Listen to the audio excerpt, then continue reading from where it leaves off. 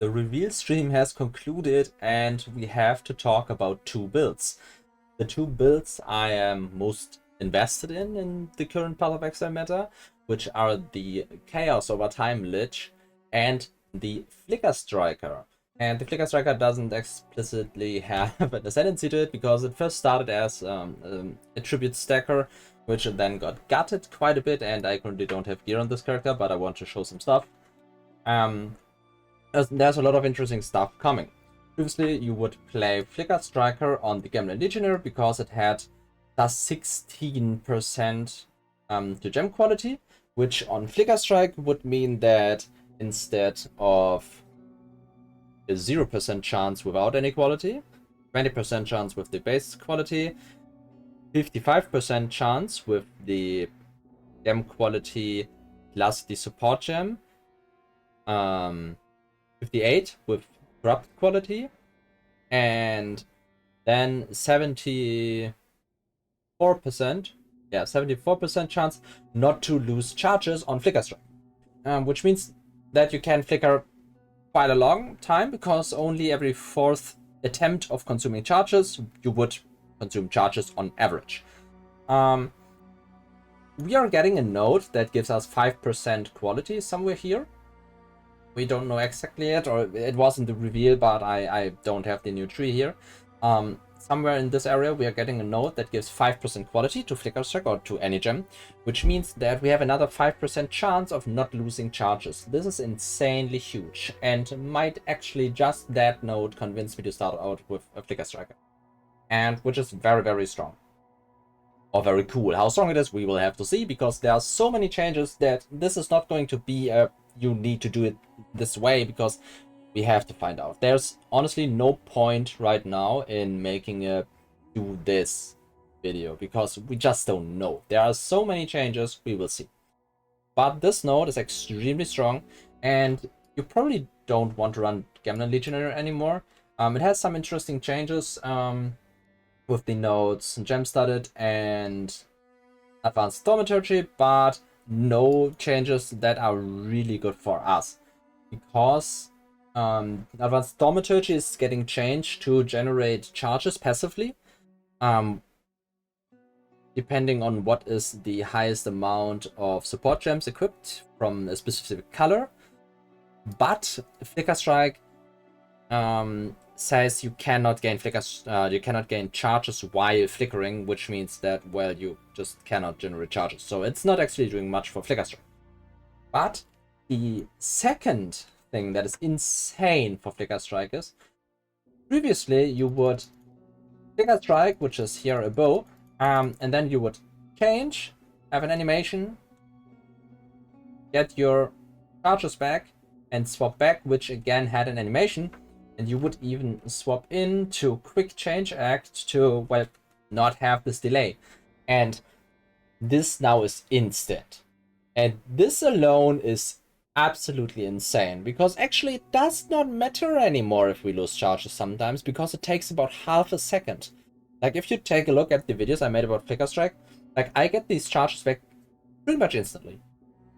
And that was with the delayed weapon swap. Now, I doubt we are getting more than a quarter of a second downtime from flickering when generating new charges. Like, it is completely insane. But Flicker Strike is very, very dependent on how the entire patch looks, so we don't know exactly yet how it's looking. But the other character that's very, very interesting is the Lich, which probably might not be a Lich anymore, because there are interesting changes to,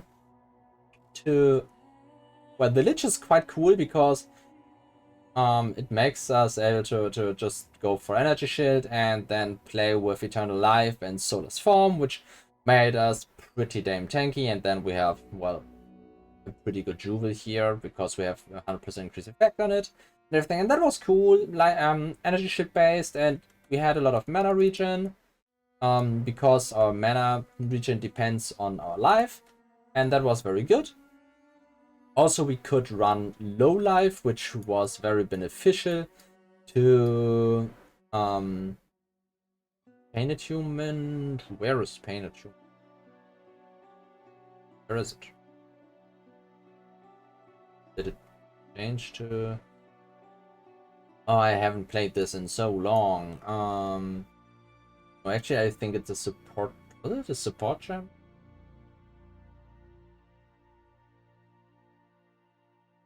Fact.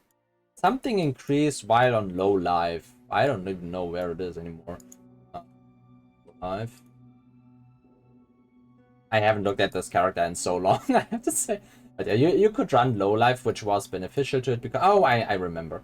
Because we can use Final Barrage, which gives 20% increased cast speed while on low life. Which was just insane value. So thing is, we can get a lot of totems here. 4 to be precise. Due to the bond, and I didn't even use more totems here. I can't even remember how the character worked, but we have into the bond, which made that totems reserve spirit each. Oh, that was it.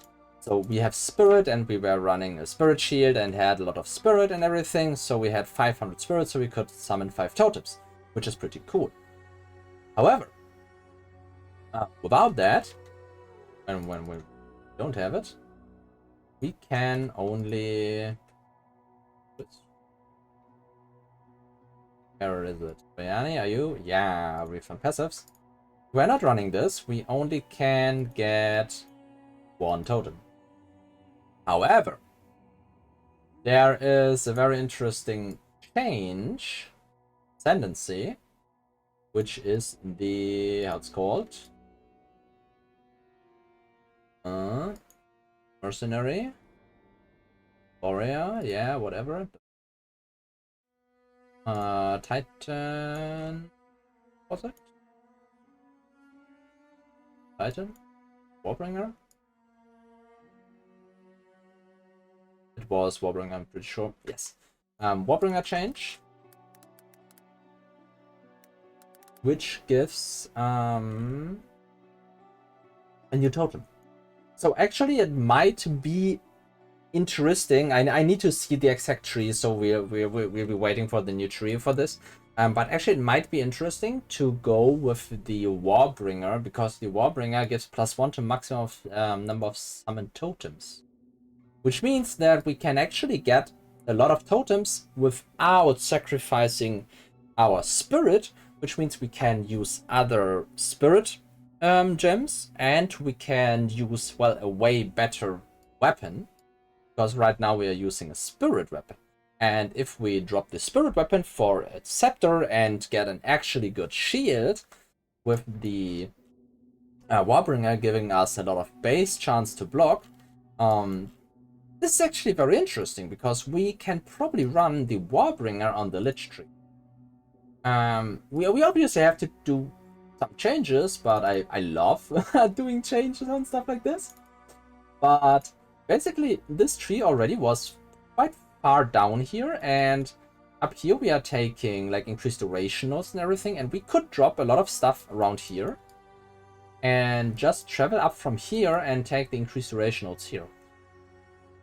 These also are very potent. This is 45% increased duration, and here we have exactly 45 2. So you see, it is kind of interesting. The tree would probably change a lot, because we would very likely be life-based then.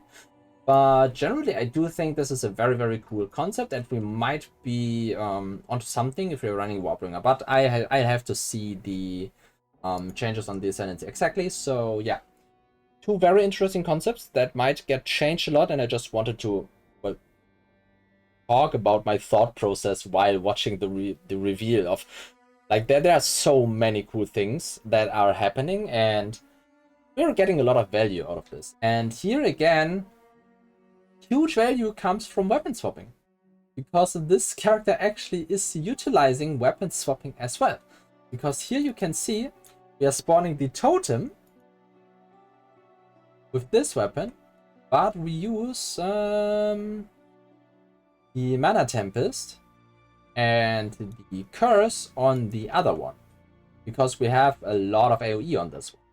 So actually we can then change this and do it differently. Especially because, again, it is instant, so we'll have a much better time swapping between curse setup and totem setup, which is very, very cool. Also, we are getting Chaos Ignites, which might mean that we are getting one projectile more for our totem. Because the totem says... Oh.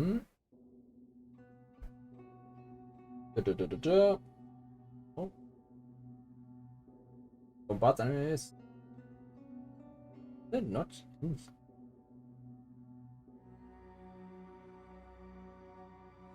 At every new enemy that is affected by chaos damage over time debuff fires multiple projectiles at enemies affected by multiple debuffs. A projectile cannot be otherwise modified. So what this means is that, well, we are getting a lot of projectiles, obviously, and for every single chaos over time debuff on the enemy, you get one more projectile, which means that when we are running chaos-based ignite, we might get one more projectile. This will have to be tested in-game. If it actually works, I don't know yet, but we will have to see. So overall, very, very interesting. And yeah, that's pretty much everything I want to talk about. I'm very, very hyped for PoE2. So yeah, thanks for watching and have a great league start.